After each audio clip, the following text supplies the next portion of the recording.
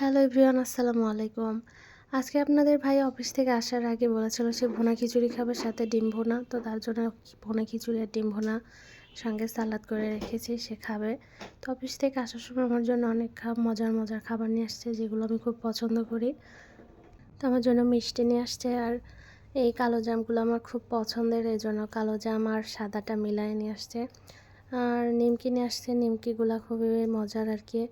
তো একদম গরম গরম ছিল, আমি সবগুলা কাচের বয়ামের মধ্যে রেখে দিচ্ছিলাম। কাচের বয়ামে রাখলে দেখা যায় সহজে মোমরায় যায় না আর কি। সবগুলো রেখে আমি খুব ভালোভাবে মুখা লাগিয়ে রাখলাম। আর এই নিমকিগুলো ঘিয়ে ভাজা, এই জন্য খাইতে অনেক বেশি মজা লাগে। তো এরপরে নিয়ে আসছে টক দই। আপনার ভাইয়া টক দই দিয়ে লাচ্ছি খুব সুন্দরভাবে বানায়, এই জন্য মাঝে মধ্যে সে টক দইটা খায়। আর টক দই কিন্তু আমাদের শরীরের জন্য খুবই ভালো, উপকারী একটা খাবার। তো দেখে তো আমার লোভ সামলাইতে পারলাম না, সাথে সাথে 2 চামচ খেয়ে ফেললাম আর কি। তো টক দইটা কিন্তু খুবই মজার ছিল।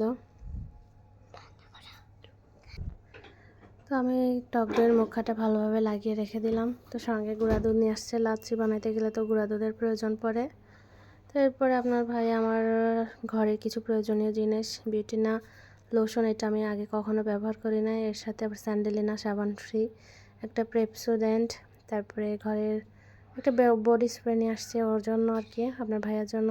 বডি স্প্রেটার স্মেল খুব ভালো ছিল। এখানে টিস্যু, তারপর ব্যান্ডেজ, বেবি সোপ, মানে কেটে গেলে প্রয়োজন পড়ে, যেহেতু ঘরে বাচ্চা আছে এগুলো নিয়ে আসাই ভালো। তো সবাই ভালো।